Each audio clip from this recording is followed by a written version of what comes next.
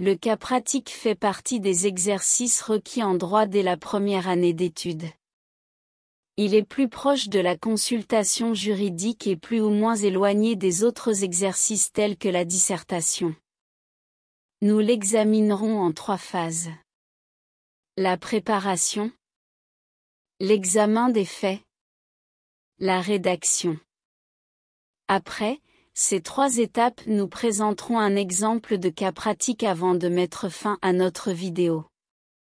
Contrairement aux autres exercices, le cas pratique est moins formaliste. Mais à l'instar de ces exercices, l'étudiant doit raisonner juridiquement pour le résoudre. Nous avons abordé le raisonnement juridique dans notre vidéo sur la méthodologie des exercices en droit. Après cela, nous avons parlé de la préparation dans notre vidéo sur la dissertation. Les informations indiquées dans ces vidéos sont utiles à la préparation du cas pratique.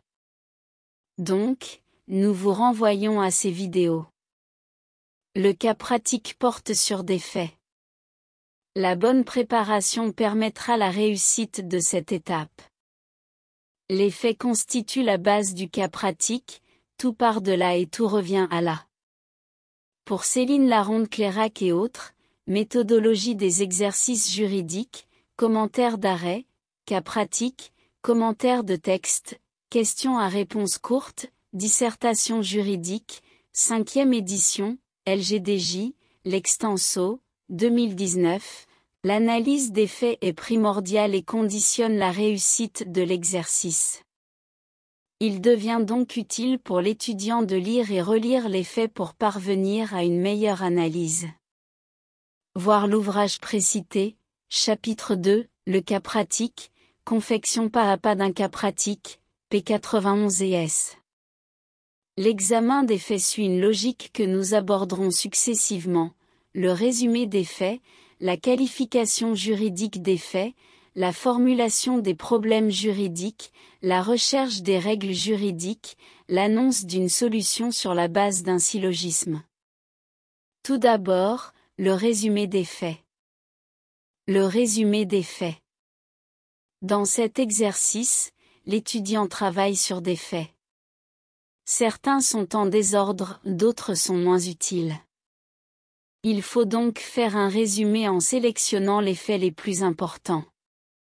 Ce qui suppose que l'étudiant écarte les faits inutiles. Dans cette sélection, il doit prendre en considération la chronologie des faits ainsi que les dates. Le cas pratique et la consultation juridique se ressemblent et se distinguent à ce niveau. Tous les deux sont relatifs à des faits où l'étudiant résout une situation concrète. De même, il est assimilé à un avocat qui écoute son client. Contrairement au cas pratique, les faits de la consultation sont parfois incomplets ou imprécis. Comme un avocat, un spécialiste, il sélectionne les faits utiles en les organisant dans le bon ordre. Ainsi, il pourra qualifier juridiquement ces faits. La qualification juridique des faits. Ce bon résumé lui permettra de faire une bonne qualification juridique des faits. Il s'agit pour l'étudiant de donner un nom juridique aux faits. Pour Céline Laronde-Clairac et autres, c'est transformer en termes juridiques ce que l'énoncé formule en termes usuels, non juridiques. Page 93 de l'ouvrage précité. La qualification juridique des faits conduit à la formulation des problèmes juridiques. Les problèmes juridiques. Les faits soumis à l'étudiant posent nécessairement des problèmes juridiques. Il appartiendra donc à l'étudiant de bien lire ces faits, pour les qualifier juridiquement et ainsi formuler les problèmes juridiques.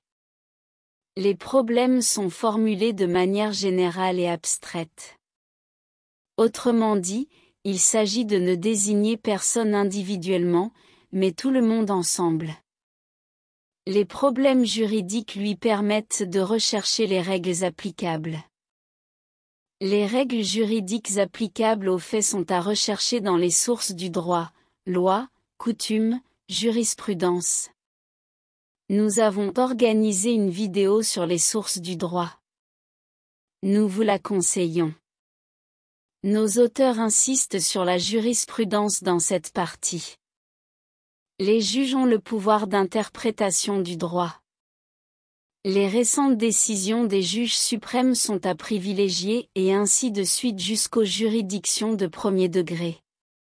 Le choix des règles permet de parvenir à des solutions juridiques que nous abordons dans la phase de rédaction. La rédaction du cas pratique et ou de la consultation juridique, à l'instar de la dissertation juridique, comporte 3 parties. On y trouve une introduction, après laquelle vient des développements, les parties du devoir, et prend fin par une conclusion. Commençons par notre introduction. L'introduction commence par une phrase d'accroche permettant de situer le cas pratique dans son domaine. Après cela, l'étudiant reprend les parties suivantes de l'examen des faits. Le résumé les faits en suivant la chronologie. La qualification juridique des faits. Les problèmes juridiques. L'annonce du plan des développements suit l'introduction. Présentons nos développements. Dans le développement, l'étudiant expose les parties de son travail, les développements. Ces parties dépendent des questions de droit posées. Il n'est donc pas nécessaire de faire des plans binaires avec des sous-parties équilibrées. Ainsi, à chaque question, un paragraphe, sauf indication contraire. Mais, il ne doit pas faire une longue liste de paragraphes. 4 parties maximum est raisonnable, selon Céline Laronde-Clairac et autres. Page 100 de l'ouvrage précité. Dans chaque partie, il s'agit de faire du syllogisme. L'étudiant est ici assimilé à un juge qui tranche un litige. Il part des règles de droit, majeures, en passant par les faits, mineurs, pour aboutir à la solution, décision, qui résulte de la confrontation entre règles de droit et faits. La solution doit être motivée. Parlons-en. L'étudiant doit motiver la solution en montrant qu'elle est la résultante de la confrontation entre faits et règles de droit. En fonction des règles juridiques, il est possible d'aboutir à plusieurs solutions sur des questions contradictoires et ou complémentaires. L'étudiant doit les expliquer et choisir sa position qu'il n'oubliera pas de motiver. L'étudiant doit comprendre que la solution donnée n'est pas nécessairement exacte. Cela est à l'image du droit qui n'est pas une science exacte.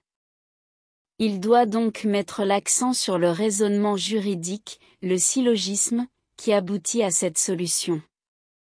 Dans tous les cas, l'étudiant reste soumis à l'appréciation de son enseignant qui jugera son travail. C'est ce dernier qui enseigne la méthodologie, donc il faut suivre ses conseils. Cela n'exclut pas de voir la vision d'autres enseignants ou d'autres positions. Ainsi, il pourra conclure son travail. La conclusion est utile dans cet exercice. Pour Céline Laronde-Clairac et autres, il est l'un des rares exercices universitaires à comporter une conclusion. Page 100 de l'ouvrage précité. La conclusion peut être un résumé des solutions précédentes. Selon les auteurs, il serait intéressant de faire une ouverture où l'étudiant indiquera la juridiction qui serait compétente pour statuer sur le cas pratique. Présentons un exemple de cas pratique. Ci-dessous, en bleu, nous présentons un cas qui sera résolu dans nos prochaines vidéos. Nous demandons aussi à notre audience de nous proposer un sujet que nous allons traiter ensemble.